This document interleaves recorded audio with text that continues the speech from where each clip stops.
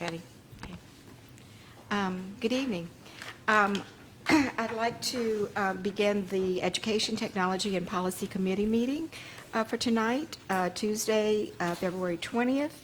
And I'd like the prayers, if you would, Mr. DeHart, do the prayer and Sure. the pledge for us tonight. Everybody, please stand.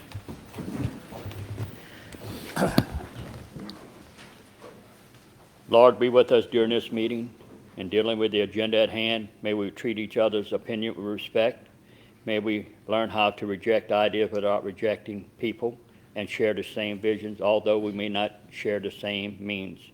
May this meeting be for each of us an opportunity to be servants to the people we represent. We humbly ask this in your name. Amen. Amen. I pledge allegiance to the flag of the United States of America and to the republic for which it stands, one nation, under God, indivisible, with liberty and justice for all. I will say I love the new technology. It's fantastic. It's so good. Yeah. Everybody can see. Yes. Yeah. All right.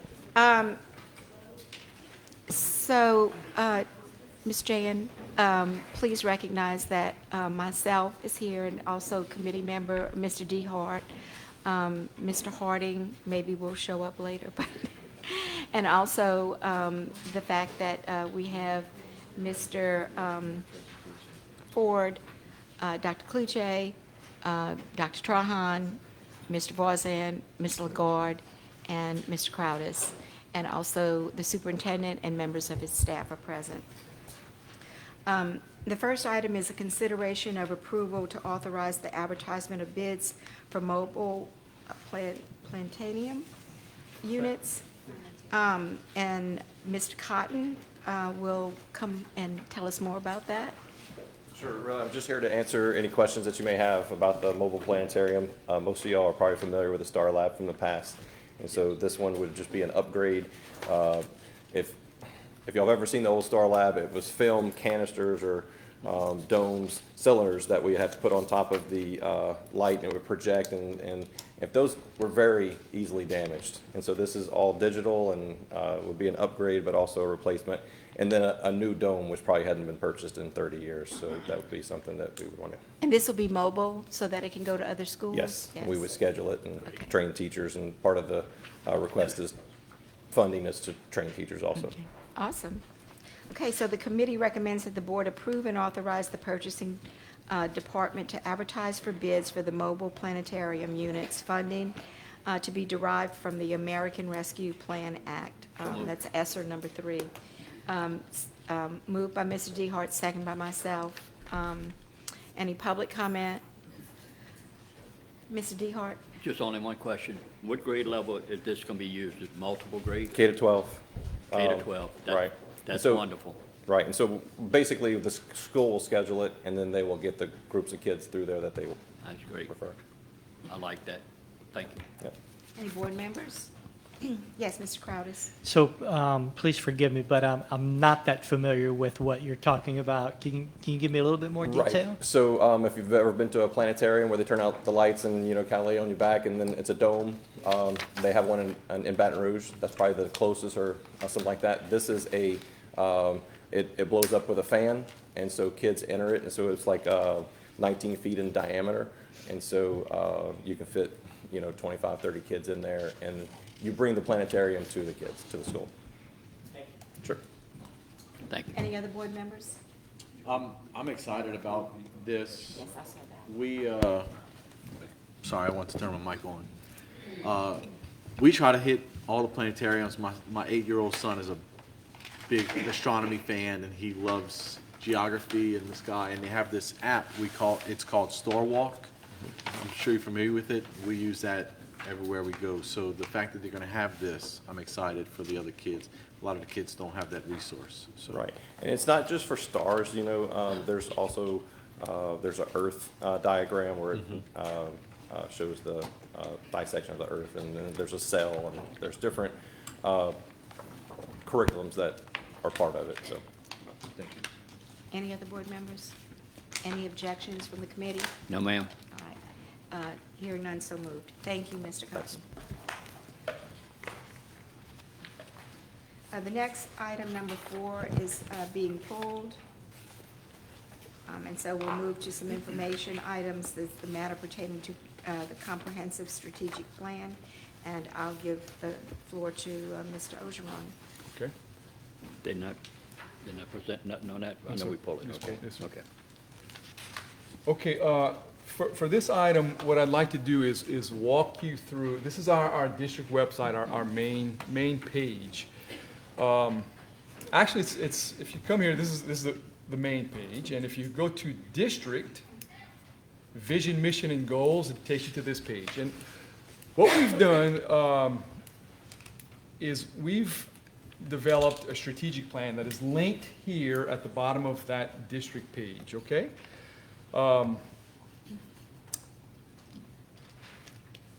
The plan, as you'll see, centers around the vision of our parish, okay? So what we've done, we've extracted from this vision here each component, and we've made a priority that we're working on strategically to implement for our school system, okay? This is a joint effort by all of these supervisors, directors, and chiefs in the room. We spent a lot of time collaborating and coming up with this plan, and it really drives and guides the work we do. They do more than respond to issues. I mean, that's one thing to do, but there's a whole lot of strategic planning that when they're presenting messages in a minute, a lot of times it's very abbreviated, but it's pulling from this plan and presenting it in a very simplified way, just for the sake of brevity. But I like to just kind of walk through the design of this plan, and then from here on out, when we have these messages in a minute, we're going to kind of really direct you to which priority the message in a minute links to. So with that said, we have our rebranding. Leonard False, it was also part of this process. He spent a lot of time, and we've had a lot of collaboration. I don't know if you know this, but the logo, just we have a new logo, right? And it's a conglomeration of our 4 major school colors. I don't know if you realize that, but we have the crimson red for Terrebonne High. We have the blue, which signifies Bourgeois and Ellender. And then we have the little green for South Terrebonne. So we took all 4 colors of our 4 high schools to implement into this logo. But what I really want to show you is our strategic plan. And I'm not going to get into everything here. We have on this site just a very general, broad, prioritized plan, okay? What we do as a staff, I want to show you this. This is for the public. It's linked on our website. You can see every one of our priorities. Let me show you this. When we're working and reviewing and reflecting as a staff, when staff gets together and they look, we have each one of our priorities, beginning with priority 1, which is extracted from our vision, and this is what drives our conversations. This is what drives their work. We reflect on this on a regular basis. And the green check marks are indicating that this has been accomplished. So as you look through priority 1, which is all about curriculum, and you can see here in every priority, we divided it up by supervisors, directors, chiefs, and even curriculum specialists that are involved in some of these priorities. It's extensive. It's a whole lot more involved than what's on our website that I just showed you. Just to give you an example, this one right here, we plan this far out in the summer, create a target literacy class, TLC class. Sandra presented on that last month, and schools are implementing that right now. It's to address getting kids on grade level reading on grade level by 3rd grade. So we have this whole system in place where schools are reshuffling kids so that kids can kind of have an extra amount of time in reading with one of the best teachers of that grade level. They're spending additional minutes reading and working on skills that they're deficit with, okay? That's our TLC program. So I'm just kind of going through the format of this plan. Let me show you another one, priority 6. Priority 6 is having impeccable and safe facilities and healthy kids, okay? Embedded in that one is our 20-point safety plan. Now, Mark and Corey and staff work diligently, thoroughly, making sure that all of these pieces are in place. And this is not about the safety plan, I just want to show you that it's part of our overall strategic plan. But when we come to this part here, we can monitor, we're monitoring live and often where we stand on all of these components of our safety plan. SROs, where are we with schools having SROs? Where are we going? So we have strategized where we're at, where we need to go. Cameras in schools, our fencing projects, single point entries, vestibules, metal detectors. That's all incorporated in this, and we use this as our reference. Just to show you another one, student drills. So what we do, we ask schools, as always, schools have always done this, but we have a way to collect that data. And we're looking for 10 drills, 3 fire drills, 1 fire drill with a blocked exit, 2 tornado drills, 2 lockdown drills, shelter in place, lockdowns. So when the schools do the drills, they go through this form, they put the school and they tell us what drill they're actually working on. They'll check it, they'll put the date, put notes if they have any notes. And then what that does, it populates into a spreadsheet that every one of our supervisors refers to when we're evaluating principals. We kind of use that as part of our tool to kind of give feedback to principals. And we have everything alphabetized. So if I look at this one, just for instance, like Acadian, so far this year, they've done a shelter in place on way at the beginning, August 21st. They've done a fire drill, a regular one, and I just wanted to direct you to this. We even can go look and see their responses, because it's all about reflecting in their kind of response to kind of how the drills went. So at this date, Acadian had to reroute 3rd grade classes because of some of the work that's happening over there from hurricane repairs. Just to give you an idea of how we track and monitor all these things that we're asking for and inspect it. Corey's going to talk tonight, Mr. Butler's going to talk tonight about metal detectors. And I just want you to see this, that we've talked about this prior to tonight. If you see right here in our strategic plan that walk-through post open gate metal detectors were planned in the summer. That doesn't happen overnight is my point. There's a lot of conversations, a lot of phone calls, a lot of contacts, a lot of work going into just putting it on a sheet and having it ready, which he'll talk about tonight, at Bourgeois and at Terrebonne. Why not South Terrebonne and Ellen? Just because of the nature of their buildings. We can stay with the walkthroughs over there, but we'll pilot there. We can get to the point that we walk kids every day through a metal detector. It's an open gate. He'll talk about that. We're not sure if we want to be there just yet, but we have that capability if and when needed. So I want to just take this time to just thank the staff for the work they put into this strategic plan. Not only developing it, but guiding the work they do. This is what we do when we're not responding to a lot of other things and visiting schools and giving feedback to schools on some of the good things that they're doing. I want to thank you guys. I thank Leonard for coordinating this flip book on this page that has all of our priorities strategized for everybody to see where we're going with the work we do. Okay? Questions on the strategic plan? Yes, sir. I'd just like to add one thing in there. You're looking at safety in schools and different versions of it. What about detecting all of this vaping that's going on in our schools? That is a really major problem, and it's a dangerous problem. And there is things out there that we can do to identify that and try and reduce that in any kind of way. I'd like y'all to consider looking into that. So Mark can probably talk to that extensively, because we've looked at several different vendors for that.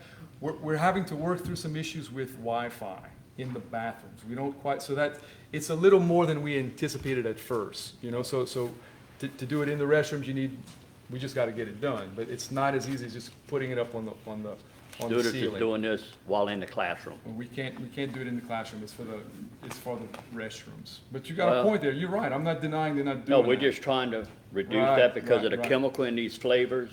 I'm being told, I'm not an expert on it before, but we need to try and try and reduce the amount of our kids are doing, because I'm serious. It's I going to agree. harm them No, in you're different right. ways. It's I just hope we can it's address it. pervasive. As a matter of fact, I spoke about it because it Yes, was sir. such a concern for my graduation speeches. I kind of focus on vaping. Of all the things you can focus on, it's a concern. And I don't think kids realize the long-term effect, don't. right? Mr. Corrales, you probably see it firsthand. Matter of fact, I know you talked to me about it. So it's problematic, no Well, doubt. we need to work on the problem. Yes, sir.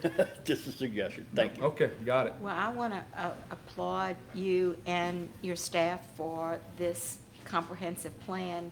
And in particular, I mean, I have done strategic plans or participated in writing goals directed to major strategic plans over the years. But I've never, we just make that plan, but we never really go back during the year and look at it that much and try to determine whether or not we're really adhering to it. It's not until the very end of the year then we look at it again and we see whether or not we met the goals. So, Yes, ma'am. you know, for y'all to be doing this along the way, I think that's great. I think that's what it was designed to be, although most Yes, people ma'am. don't do it, you Yes. know. So thank you for doing Thank that. staff for doing that task in particular, that job. Yeah. Reflecting and monitoring our progress. So with that said, just one more time, anybody watching or board, when we have a chance, it's there for viewing. There's a whole lot more than I got into tonight in that plan. I just wanted to give an overview, but it's really well done and thorough. Yeah. And encompassing of everything school. You can know. tell that from what you showed us. Thank you. Mr. Ford? So this past fall, I did a strategic plan, school improvement plan for Terrebonne High as part of one of my classes. And one of the things we had to do is evaluate the vision and mission statement. And I see that the work's been done for the district, but what I'd like to encourage is if you guys can pass down to the schools, I'm not going to name which schools they are, but there seems to be a few of the high schools have simply adopted what the district has. And that's good. That's good to adopt their vision statement, but I think each one of them needs their own. So this is something that point. should be passed down to Yes, sir. to the high schools, because when I did the evaluation, and I'm looking at it right here, I have it, there was a lot that wasn't specific, it wasn't for that school. It was just general. General, got you. These are made for this district. I think each school, at least each high school, middle school, you know, they should all have their own mission statement and vision as well. And that's just one of the things that comes with, you Good know, point. being a school in the community. And you said Mr. Butler's gonna come talk about the security aspects? Yes, sir. His Okay. message is in a minute. I have Yes, another sir. comment. I'll wait for that. Thank you. Okay. That's great. Question or comment. Again, I think it's very impressive. I liked all the green checks. Yes, sir. Showing that this is not something we're looking to do, but this is something that's taking place now. And I know the answer probably already to this, but there's certain things that the green checks are on that, once you check it, it's done. Bulletproof glass, it's done. You don't have to redo anything. But over the course of time, personnel changes. So in terms of the training and retraining as new principals or new teachers or other people are coming in, I'm sure that's accounted for in this as well. Yes, sir. Go ahead. I can, one thing in particular, and Mr. Grease can probably attest to this, is we have a training for all of our teachers. It's called the science of reading. And just like you said, we did it a couple of years ago, but we've gotten a lot of new teachers, so we had to kind of make it a point to get all those new people retrained. And what we did in the past, it was 5 modules. We paid them for each module they had to get trained on. So we had to decide, okay, are we going to continue to pay the new teachers as well like we did previously? And we have money through the federal program to do just that. But it does take following up and not putting it on the shelf like Ms. Benoit said and forgetting about it. So it has to be something that when Sandra has instructional staff meetings that we kind of bring up as a regular item on her agenda to kind of revisit some of those things, just because of what you said. So And that- very impressive, the detail that you have, even though we just saw a thumbnail, but still very impressive. Okay, thank you, sir. Yes, Mr. DeHart? Just one simple question, and you don't have to go into a lot of detail, but we not have the resources to do what you just explained to us. you're not gonna be reducing any other services to do, do that funding? No, sir. Okay, No, but sir. that's fine. Okay. Thank you. Any other board members? Okay, thank you. The next item is matter pertaining to the departmental messages in a minute, and we'll start with Mr. Corey Butler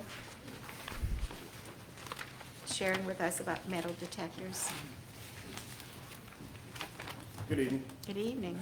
As Mr. Elgeron mentioned, stated already, we are upgrading our security. We have added 10 new additional open gate metal detectors. They are about 4 foot high. They synchronize with each other, actually. We purchased 10 through the Strong Communities Grant through the DOE. And as stated, we will place 3 at Terrebonne High School, 3 at South Terrebonne High School. 3 specifically because those are the 2 high schools that have stadiums. And so we'll have an opportunity to also utilize the open gate metal detectors for extracurricular activities. We currently have 16 metal detectors spread out through our 4 high schools that will trickle down to our junior high schools, which will allow us to also complete searches at our junior highs, at our middle schools, and so that we're all on the same page. Now, obviously, this is the Cadillac version of metal detectors. It gives us an opportunity to step our game up a lot more. We have the capacity to be able to, although we don't have 2,500 students in the school, but we have the capacity to be able to service up to 2,500 people per hour. So it allows us to be a lot more efficient in our searches. And as stated, it's something that we can potentially do every day. Mr. Butler, you're using it right now, is No, what you said? we just received at the end of last month, and so reached out to the representative that we're working with through Communication Technologies, which is where we ordered them from. We set up trainings, potential training dates as early as next month. So once we get leadership teams trained, we'll be able to start utilizing those. So we normally see those students that get caught having weapons or, knives or whatever at school. We haven't had many of those asking for readmission, so I'm wondering, are we still having a problem with having these kids bring things to school that they know they shouldn't? Yeah, Mr. DeHart kind of pointed it out. Vaping is still an issue. It's the new pandemic that we are facing in our schools, and not just isolated in here in Terrebonne Parish. However, the cases are pretty open and shut. If they have it on them, if it's a THC vape, we apply the law as it is written. So, Is a metal detector going to get that? yes, Okay. these particular metal detectors are more sensitive. Okay. Students do not have to remove their belongings, their bags. However, it can pick up to a 1-inch piece of metal when walking through. So they're a lot more sensitive. Okay. Again, they're a lot more efficient for us too, given the number of kids that we do have. That's likely to solve our problem with vaping then. Well, it's a part of solving that problem. Yeah. Okay, thank you. Mr. DeHart? Oh, yes, ma'am, thank you.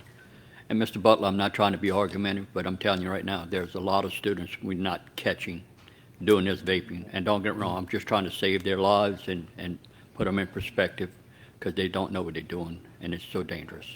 Well, And- Thank you. the metal detectors are Yes. just a part of what Yes, we're sir. doing. So. Mr. Ford?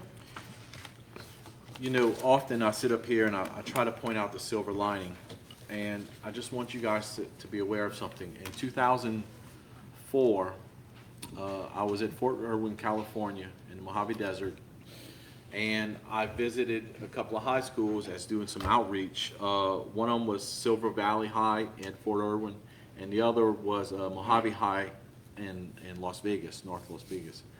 In 2004, they had metal detectors where everyone that went to that school had to go through it. And I'm only bringing this up because that was almost 20 years ago. It's just now getting to where we need this here. This is how fortunate we are in South Louisiana. It is.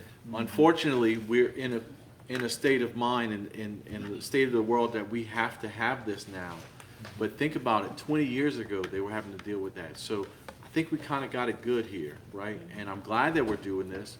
It's unfortunate, but, Yeah. you know, that's the silver lining. You know, it took this long to get here, so now that we're being proactive and getting something done about it, I'm pleased with that. Me too. Thank you. Yes, Dr. Trahan? Something new that's coming out that's caught my attention over the news lately in a few documentaries I've been watching, whippets. Okay. That whipped cream The little nitrogen. propellant whatever. that comes in these little containers, I think they're metal, Yeah. being sold at 7-Elevens and stores all over the place. They're in New Orleans, I'm sure they're It's in like the home little as well. CO2 cartridges. I was watching a documentary CO2 this morning cartridges. that, where a young lady lost her life because a young man that was driving and he was using those whippets, lost control of the car and ran into her. Would a metal detector could catch those?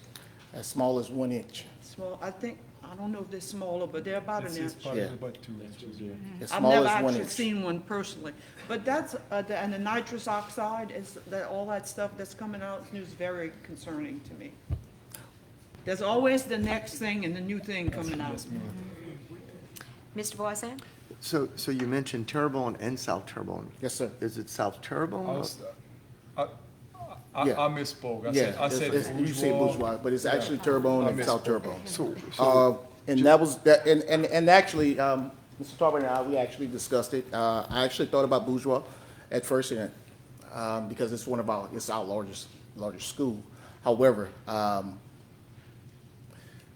we looked at the schools that have the most activities in terms of having the largest amount of people at one given time.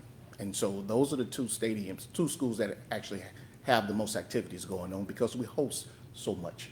And so it just seems more feasible for us to utilize. so this device is going to be put for the stadium. Is that what you're saying? It's portable. It Okay. can be, but it's mainly gonna be for the school. Okay, for so kids coming so I'm into just school. thinking of South Terrebonne, you know, that there's not one entry there. I mean, there's so many different portables. So how do you, I could see it at Terrebonne being an entry, but how is that going to be positioned at ST? Am I missing something?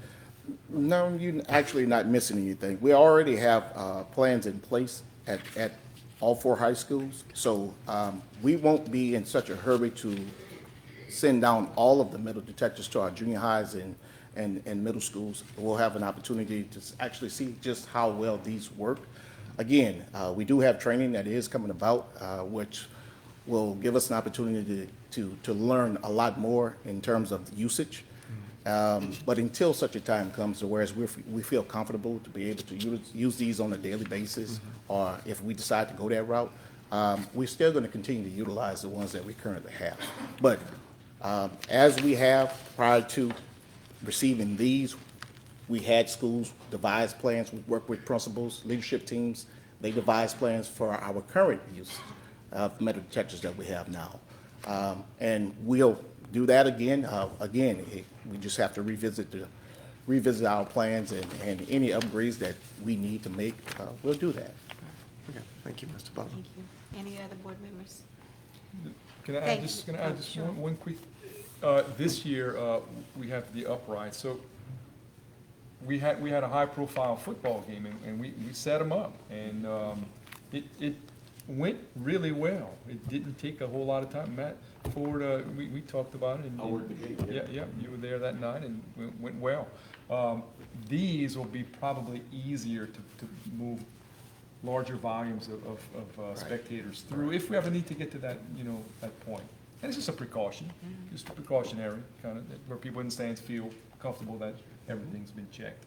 So another thing Mr. Butler and staff do, which I think is really neat, instead of running the whole school, sometimes you just put it in front of a classroom, and you let kids in the classroom come through, put your bag here. And there's a lot of different ways other than just doing the whole school, if you want to do random searches and things like that, yeah. Right. In addition to the metal detectors that we do have, each high school has also been equipped with 2 wands, handheld wands. So as Mr. Ogeron stated, administrative teams have the option of being able to do random searches. They can do it by classroom just as well. Very good. Thank you very much, Mr. Butler. Appreciate it. Thank you. Next, we have Mr. Alton Johnson. He's going to talk to us about empowering principals as instructional leaders. Good evening. Good evening. My message in a minute is empowering principals as instructional leaders in preparation for the rest of the school year and possible changes to the evaluation process for leaders during the next school year by the LDOE. The Elementary Education Department will be working with its principals on the following. Number 1, ways principal supervisors can support principals as instructional leaders, which entails being a visible partner in the work, modeling being a reflective lead learner, and building the capacity of others and creating opportunities for leadership. Number 2, bringing clarity to the role of an instructional leader. That is creating a common language and expectation, shifting the role of supervisors from compliance to support, defining how to lead instruction, and focusing on growth and capacity building. And number 3, building instructional leadership skills through coaching. That's using a strengths-based approach, engaging in a variety of school settings, including the classrooms, of course, making evaluations more meaningful and relevant, and fostering a school culture of coaching and professional collaboration tied to teacher and student needs. Thank you.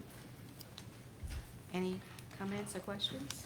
Would you on the like right to track. add something? One quick right addition. track. What Alton's working on here is directly correlating to the new philosophical shift of just teach. So everything he mentioned is about that, supporting in that regard, other than, what's the word you used initially? Empower. I'm sorry, number 1, bullet number 1. Support principals as instructional leaders, Okay, being a visible partner in the work. okay. Yes, sir. That's not what I'm looking for. That's not what you're looking for. You used a word that was kind of like meant You got him. scrutinizing. I forget what word you used, but it's getting away from that and giving support. Good. Everything he said was in that regard. Awesome. Thank you. From compliance to support. That's it. From Compliance. compliance to support. Yes, Okay. sir. Mr. Ford? Yeah, that's what I was gonna bring up, was the compliance with, it needs a red line through that word, because every one of our teachers is different, every one of our administrators is different, and there are times in the past where that evaluation system has been weaponized, and Yes, sir. it's sad to say it, but it's true. So now, filling a more supportive role, it gives an opportunity to be less critical, and maybe pairing up assistant principals with a teacher if there's a conflict of interest or a personality conflict, something like that, to where they are just really mainly supporting. I'm glad to see that that's happening. It needs to happen across the state, not just in our district. Yes, sir. So, yeah. So I have on my signature page, on my emails, leadership is about making others better as a result of your presence and making sure that impact lasts in your absence. So that's what we're trying to do. Awesome. Okay? Good luck on that. Yeah. Thank you, Mr. Thank you. Johnson. And lastly, we have Dr. Monica Bro telling us about Dibble's Middle of the Year benchmarking. Yes. Good evening. In December, the state chose Amplify as the statewide K-3 literacy screener, which means now every K-3 grade student in the state will be screened with the same instrument. Prior to that, we used Amplify, but districts used other programs to do that. Now there's one platform. Amplify is now under the direction of the district test coordinator, just like LEAP and the other statewide assessments. There will be 3 administrations that are stipulated in the law. Window 1 is the first 30 days of school. Window 2 is December. And window 3 is in April, which will be the end of the year screener. In 2025-26, that end of the year screener will be part of the accountability formula. So that's what we're getting ready for. Terrebonne Parish has been using the Amplify platform to administer DIBELS 8 for a number of years now. So the transition for our teachers and our test administrators was fairly smooth. A few procedures have changed. However, the platform looks and works just like the one our teachers have been using. Test security is stressed during this administration, and I have had to have test security meetings each period that we're doing the assessments. I just would like to point out 6 of our schools participated in field testing prior to middle of the year benchmarking. So they were conducting field testing across the state, and we did have 6 schools participate. Our middle of the year benchmark results district-wide, we were above the state in every grade level K to 3. In kindergarten right now, 55% of our students are at or above grade level. So, sorry to interrupt, but we may not all know it's about reading, correct? Yes, yeah, this is measuring reading, phonics skills, early literacy skills. That's what this is assessing. In grade 1, 54% of our students are at or above grade level with their reading skills. Grade 2, 63%, and grade 3, 61%. So we are above the state in all of those grade levels. The last thing, this school year, of course, is flying by, and we're getting ready for our big testing windows. Leap Connect, which is our alternative assessment for our significant disability students, and ELPT, English Language Proficiency Test. The window opened yesterday, and it will continue till March 22nd. And then we have state testing for ACT, all of our 11th graders, March 12th to March 22nd. And then LEAP, grades 3 to 8, and high school, the window will open April 15th and end May 17th. So we're preparing and getting ready for all of those test security meetings, and before you know it, it'll be end of the year. Thank you. Just one Yes, question. Mr. DeVoy? You mentioned you had tried this in 6 schools. Which schools were they? And I'm just curious. We had Acadian, Grand Caillou Elementary, Gibson, Honduras, Upper Little Caillou, and Bayou Black. Great. Those were they were selected by the state. I'm just hoping, it's spread out to where we can see all different segments, because, different schools academically have been successful, and I just wanted to make sure we were looking throughout the whole system. Thank you.